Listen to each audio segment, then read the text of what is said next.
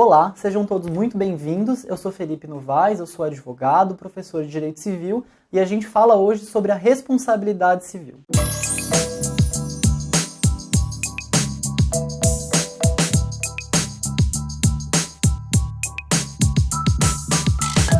Bem, é muito importante, antes da gente falar do conceito de responsabilidade civil propriamente dito, que a gente entenda que esse conceito de responsabilidade, ele se aplica a muitas situações das nossas vidas e que não necessariamente todas elas são jurídicas.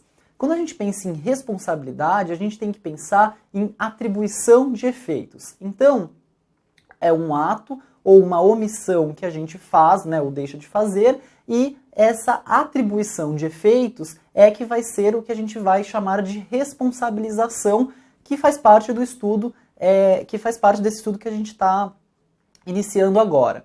Então, quando a gente pensa que isso é uma coisa que extrapola o mundo do direito, que extrapola o ramo jurídico, a sua compreensão fica muito mais fácil.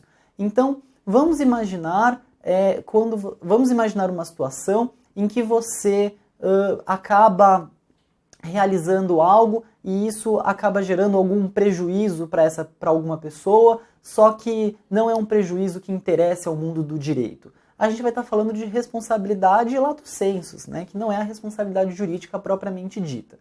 Então vamos a um caso imaginário aí, mas que pode ser bastante fácil aí da gente entender.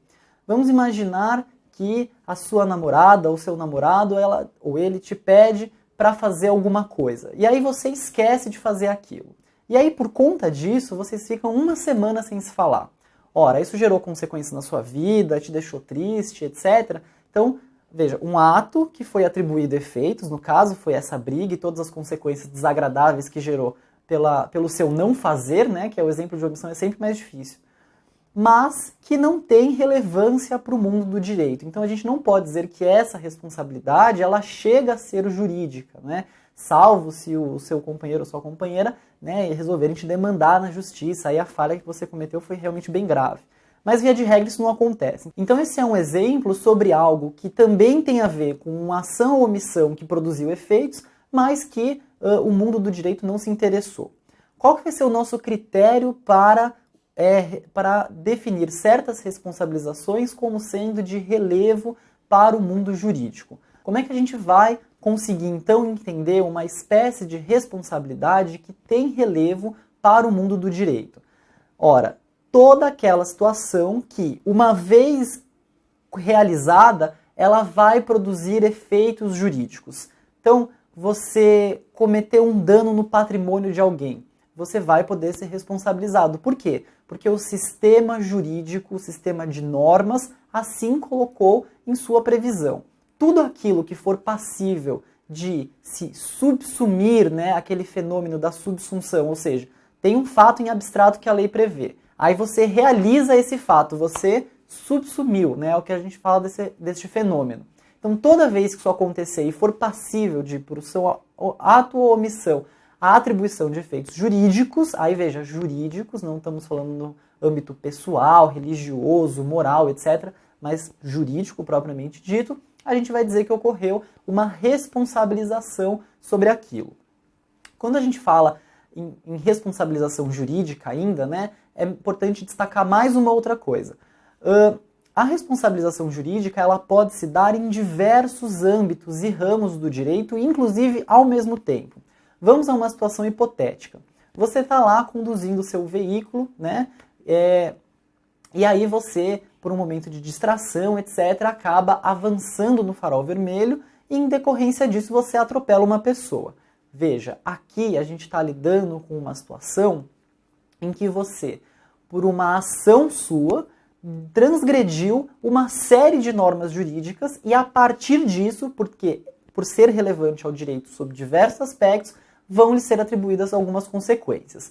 Então veja, você primeiro transgrediu uma norma de trânsito que vai te gerar uma consequência administrativa no mínimo, porque você ignorou o comando que o Estado te deu por meio daquele farol vermelho para parar e você avançou e, portanto, veja, o fenômeno da subsunção. Há uma previsão genérica e abstrata dizendo que não pode avançar com o carro quando você se deparar com o farol vermelho. Você fez o quê? Exatamente isso, avançou com o carro ao se deparar com o farol vermelho. Então ocorreu o fenômeno da subsunção e por isso ter acontecido, você vai responder pelas consequências que o próprio sistema jurídico, no âmbito desse direito administrativo do trânsito, vai te trazer, no caso, a aplicação de uma multa. Mas não somente, você, por conta dessa atitude transgressora, também acabou agredindo uma outra pessoa, você feriu, você lesionou. Então veja, você incorreu em mais uma previsão de subsunção. No direito penal a subsunção se chama tipificação, e por conta dessa tipificação do crime de lesão corporal, sobre essa atitude também você vai ser responsabilizado, vai sofrer as consequências no âmbito do direito penal. E também você vai sofrer consequências no âmbito do direito civil, que é o que importa pra gente. Veja que elas acontecem ao mesmo tempo. Além de você ter violado uma norma de trânsito e por isso receber uma multa, ter cometido um crime e por isso ser passível de responsabilização no âmbito lá do direito penal e na forma como ele prevê, você também, ao atropelar uma pessoa, acabou transgredindo uma norma civil. E por conta disso, você vai ser responsabilizado e essa sua atitude vai ser passível da atribuição de diversas consequências no âmbito civil. Quando a gente fala em direito civil, a gente está falando basicamente em aspectos patrimoniais. Então o objetivo da administração é a aplicação de penalidades no âmbito administrativo, do direito penal a finalidade é privação de liberdade, restrição de direitos ou multa ali no âmbito do direito penal. E no direito civil, basicamente, a gente está falando na obrigação que vai ser gerada a partir desse fato e que vai te conduzir a ter que indenizar uma pessoa. Ou seja, reparar no âmbito da sua esfera patrimonial aquilo que você lesionou pela sua atitude transgressora. Então, tanto pagar o tratamento, quanto eventualmente se tiver que pagar uma pensão por conta da perda da capacidade laboral dessa pessoa em decorrência desse evento, tudo isso vai importar para o mundo do direito civil. Então, quando a gente fala em responsabilidade civil propriamente dita, a gente está falando que houve uma violação de uma norma no âmbito do direito civil, ok? E, basicamente, as duas primeiras classificações que a gente vai atribuir é a espécie de responsabilidade civil contratual e extracontratual.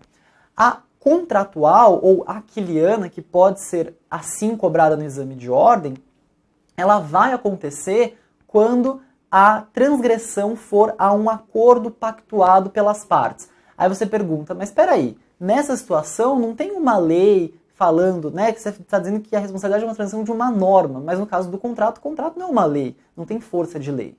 Mas há uma previsão normativa que diz que toda vez que você violar essa norma contratual, você vai incorrer na responsabilização. Então veja que sempre o sistema vai fechar numa espécie, né, o início vai ser sempre um comando legal. Mesmo que o comando legal dê autorização para que numa situação hipotética decorrente disso haja essa responsabilização.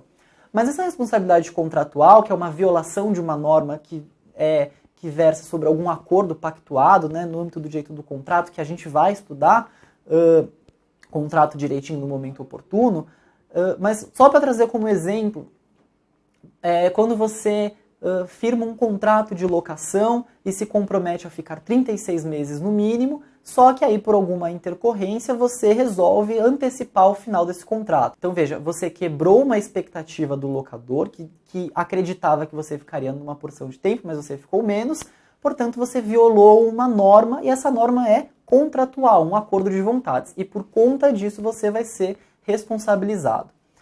Essa responsabilização, como eu estava dizendo, ela não importa tanto para o nosso estudo aqui, tá? Quando a gente for estudar direito dos contratos é que ela vai voltar com mais força e também nos direitos das obrigações.